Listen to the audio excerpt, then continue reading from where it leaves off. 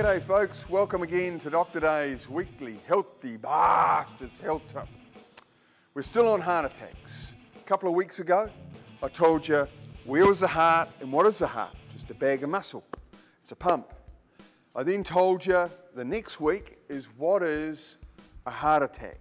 And that is when one of the blood vessels supplying the muscles of the heart blocks off and an area will die.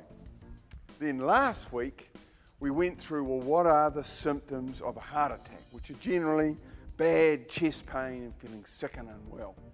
So this week, my weekly Healthy Bastards health tip is what's your risk of getting a heart attack? Well, no one really knows what causes the artery to clog up that causes the heart attack or the muscle to die.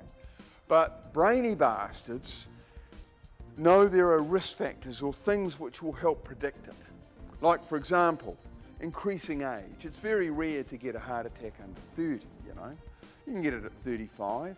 So risk factors include increasing age. Generally, men get them more than women. And then you start looking at things like family history.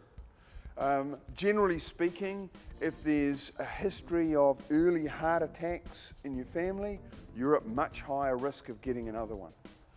Then when I examine you as a doctor, I could tell you whether your risk is high depending on your blood pressure, because the higher your blood pressure, the higher the risk of getting a heart attack.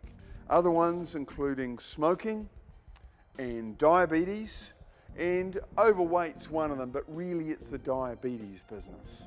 So again, I want to phase in to part of the Academy Award-winning Healthy Bastards movie, which was starring myself, Batman, and Ingrid Bergman.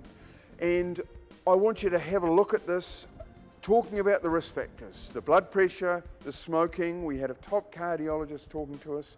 Do stand by and follow this through and see what you think. And then I'll come back to you, okay? Good on you, thanks. So let's measure Bob's blood pressure. Hello, Bob. G'day, Dr. Dave. Good to see you. So, why am I bothering to measure Bob's blood pressure? Well, the reason is simple. The higher your blood pressure, the higher the chance of getting a heart attack or a stroke, which is bleeding around the brain. So how do you measure it?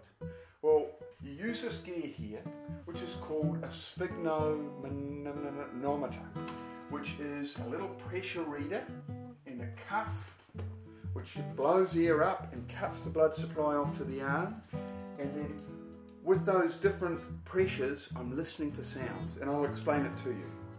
The important thing to understand is that when you're doing blood pressure, you position this cuff properly.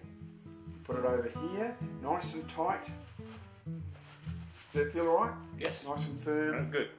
And you put the stethoscope on. And I'm going to come out with two recordings. One is the upper recording, called the systolic, and one is called the lower recording, called the diastolic. Because whenever you go to a doctor, you'll say your blood pressure is 120/70. There's two readings, isn't there? Well, I'm going to tell you how both those readings happen, okay? Grab the arm here and put the stethoscope over the artery, which we're going to close off now. I put in pressure here, blowing air into this cuff. See it blowing up there? And as it does, the needle goes up as well. So we've got to a point now, I can't hear any sounds over that artery. It means we've blown enough air in there to